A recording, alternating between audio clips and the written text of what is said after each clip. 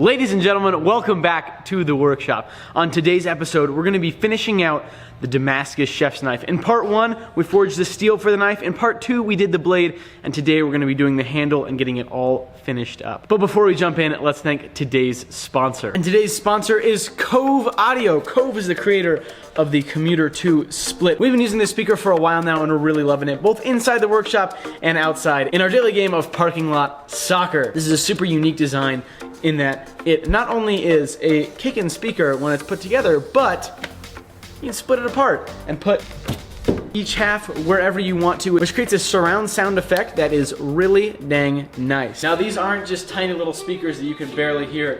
When you turn it up, it's really pretty dang loud and you gotta yell over it. And the really awesome thing is that Cove is offering you guys 64% off a Commuter 2 split speaker right now, which is absolutely unbelievable. It's a fantastic value. These things are great. You can run them for up to 7 hours on a single charge and they run on their Bluetooth from up to 30 feet away. They also have a built-in microphone, which is super handy. So make sure to go check it out at coveaudio.com/A64 for 64% off a unique, affordable, and fantastic speaker. With that, let's jump back into the video. So here's our original drawing. We've got our actual blade and the piece of wood that we're going to be using. This is a piece of African blackwood. It's just a really nice, really stable, dark piece of wood. It'll complement the blade well and mean that the focus when you look at the piece is going to be on the blade rather than too much on the handle. So we're going to start things off by cutting off our piece of wood and drilling a hole through for the tangs.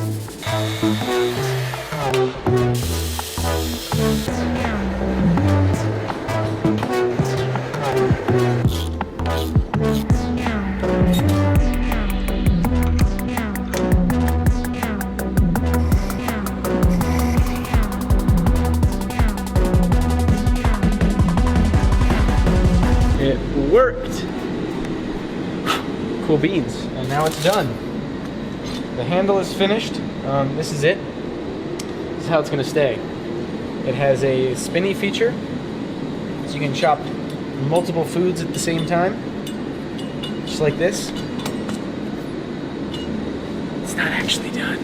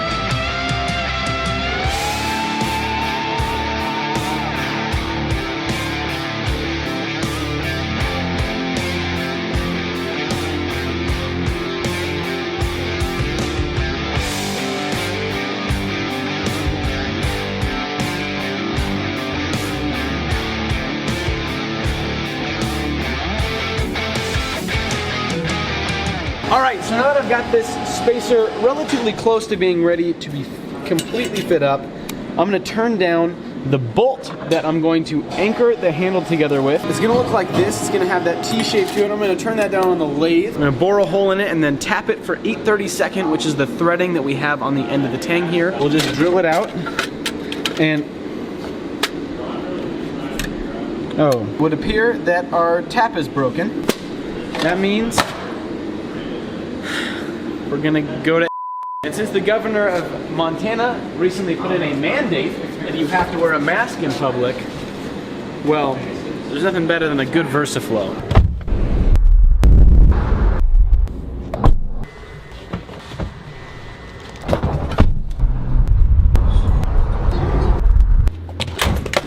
Okay, now that we have our 8/32 tap, we're gonna be able to turn down our bronze nut that's gonna hold the whole knife together.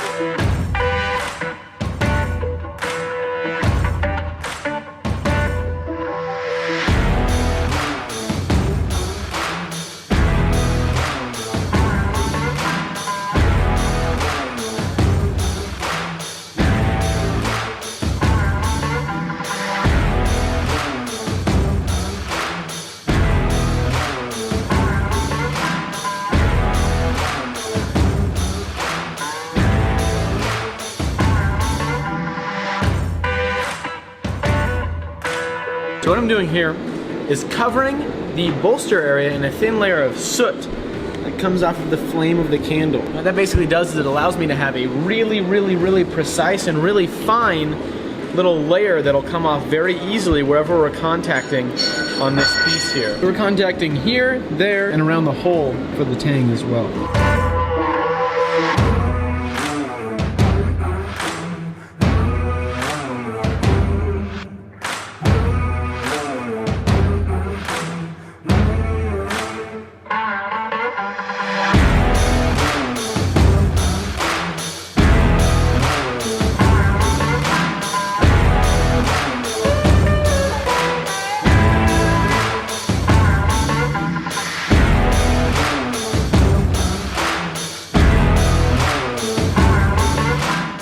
I was upstairs fitting away when I dropped the ivory spacer and cracked it.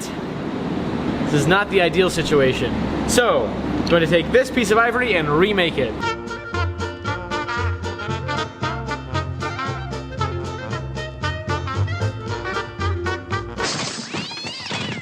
So spacer number 2 does not fit up. And unfortunately, I think this whole handle is gonna get scrapped. I've been on the edge about it this whole time. It's just awfully thin in this area up here and I'm not loving it. I'd like to be able to do a better job fitting it up on the next one. And unfortunately, the other piece of blackwood that I have right now is just a bit too short. So because that other piece won't work, I'm gonna go visit a friend in town who's got a chunk that will.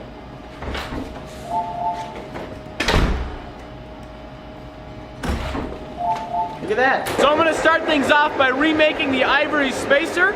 I'm gonna make it a lot thicker this time, and I'm not gonna try to cut the V shape in before I have the hole in it.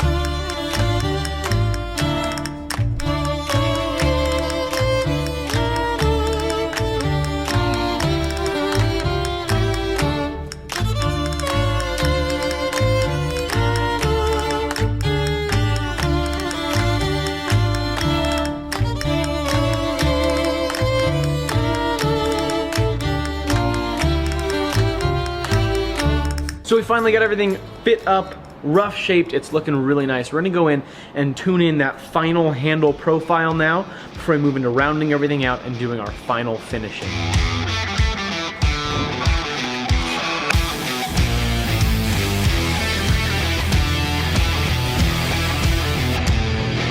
All right, I've got this roughed in with a 60 grit aluminum oxide. We're gonna run next door now and grab a 220 grit J-Flex belt, which we'll use to do the final contours on here. So these are the belts that I prefer for doing my handle sculpting, and they are of course available at the Alec Steele Co.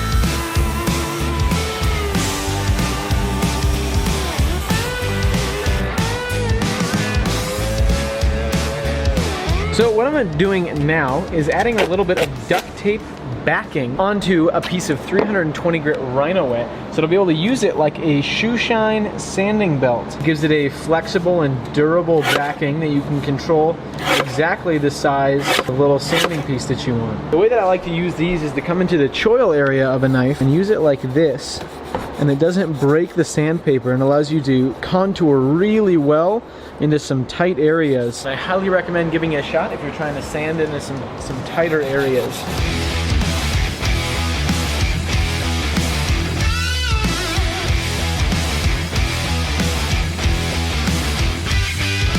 It is raining unbelievably hard right now.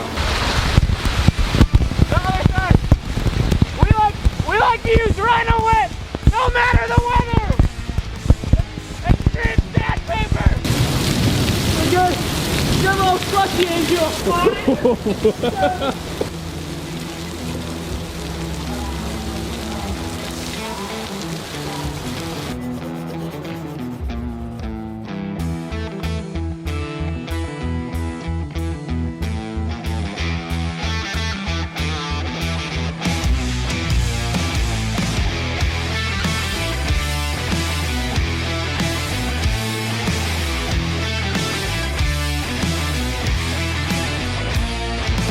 All right, it's been in for about 28 minutes, and boy, oh boy, it's looking unbelievable. Let's go ahead and neutralize it. The pattern is looking very, very, very nice. I'm absolutely over the moon with how it's looking. However, this current oxide layer wipes off very easily. And so we're gonna have to go ahead and do a instant coffee etch. We're gonna scrub it out a little bit before that and get some of those bright 15N20 layers a little bit shinier, so that when we do the instant coffee, it won't bond to the 15N20, but it'll bond to the 1080 and just build up a nice, dark, strong black layer.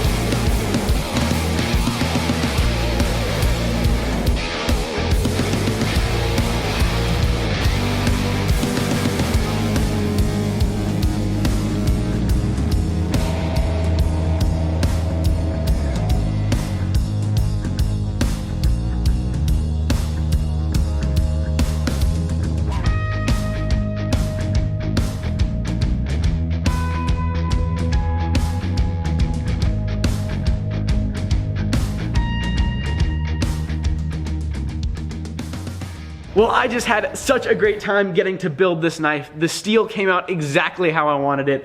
The ivory spacer looks crack-a-lackin'. It's got some really fun colors going on there. And the blackwood handle, despite the fact that it gave me some issues, came out really nice as well. So we're gonna call it there for the episode. Thank you to Cove for sponsoring today's episode. You can check them out at the link in the description, and I will catch you guys on the next one. Bye-bye.